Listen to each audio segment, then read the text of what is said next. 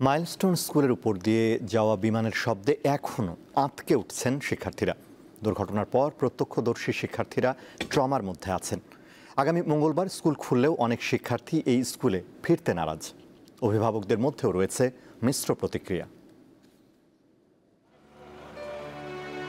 প্রতিদিন কিছু সময় পরপরই স্কুলের উপর দিয়ে বিমান উড়ে যায়। এর সাথে মাইলস্টোনের শিক্ষার্থীরা সুপরিচিত। তবে সাম্প্রতিক প্রশিক্ষণ যুদ্ধ বিমান বিধ্বস্তের ভয়াবহতায় চিত্রপট পাল্টেছে। সুপরিচিত বিমানের শব্দ এখন শিক্ষার্থীদের কাছে আতঙ্কের নাম। পঞ্চম শ্রেণীর শিক্ষার্থী সাইদ সাবির ৬ দিন পর স্কুলে প্রবেশের সুযোগ করে দেয়ায় ঘটনার দিন ফেলে রাখা ব্যাগ নিতে এসেছেন বাবার সাথে। কিছুদিন আগে মাকে হারানো সাইদ এখন নতুন করে ট্রমায় ভুগছেন বিমান দুর্ঘটনার। বিমানটি যে ভবনে আছড়ে পড়েছিল সেই ভবনেই ছিলেন তিনি। সেই ক্লাসরুমে ঢুকছিল তখনই একটা বিকট শব্দ। তাই ভাবলাম মনে কাছে ট্রান্সমিটার ফেটেছে। তাই বাইরে দেখেছি আগুন। তো আমরা তাড়াতাড়ি করে টেবিলের নিচে লুকাই গেলাম। স্কুলে আমি ট্রান্সফার হতে দিতে চাই অন্য ব্রাঞ্চে। অনেক রিস্কি, আবার উপর দিয়ে প্লেন যায় তো তাই। স্বাভাবিকভাবে আপনি জানেন এই ট্রমা নিয়ে এই ব্রাঞ্চে সে থাকতে চাচ্ছে না আর কি।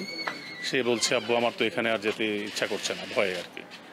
তো দ্যাটস ওয়াই তাকে এখন আমি স্বাভাবিক করার চেষ্টা করছি। উত্তরার তারারটেকে একই পরিবারের ৩ জন নিহত হয়েছেন বিমান দুর্ঘটনায়। তাদের ছুটোছুটির স্মৃতিস্মরণে কাতর এলাকাবাসী।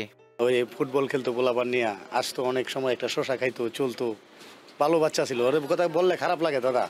এখন তো খুব দুঃখ জিনিস, ওনার তো এখন আল্লাহর দরবারে চলে গেছে। পঞ্চম শ্রেণীর ছাত্রী সাবিহা মোস্তফা ঘটনার দিন টিচার্স রুমে নোট দিতে যেয়ে প্রাণে বেঁচে যায় শিশুটি। একটা খাতা জমা দেওয়ার জন্য টিচার্স রুমে গিয়েছিলাম, ঠিক তখনই একটা বিকট শব্দ হয়। কিছুক্ষণ পরে দেখি 3টা মেয়ে আগুন সহ ভিতরে ঢুকে আসছে। আমি তো একাই ঘুমাই, বাট আমার এতটাই ভয় লাগছিল। তো পরে এই কয়েকদিন আমি মা বাবার সাথে ঘুমাই। সাবিহার চাচাতো ভাই ক্লাস 3-র রাইয়ান বিন মুস্তাফিজুর এখনো ট্রমাতেই আছেন। বন্ধুকে হারানোয় বাকরুদ্ধ ছোট্ট এই শিশু। ক্লাসে 2 জন ছিল, তারা কোচিং করে। না, শিশুদের এই স্কুলে পাঠদান নিয়ে অভিভাবকদের রয়েছে মিশ্র প্রতিক্রিয়া। গত 21 জুলাই মাইলস্টোন স্কুল অ্যান্ড কলেজে বিমান দুর্ঘটনায় প্রত্যক্ষদর্শী এই দুজন, যাদের আতঙ্ক এখনো কেটে ওঠেনি। অনেকেই বলছেন এই প্রতিষ্ঠান থেকে শিশুদের অন্যত্র সরিয়ে নেবার কথা, আবার অনেকেই বলছেন এই প্রতিষ্ঠানেই শিশুদের পড়াশোনা চালিয়ে যাবার কথা। মেহেদী হাসান, দীপ্ত সংবাদ, ঢাকা।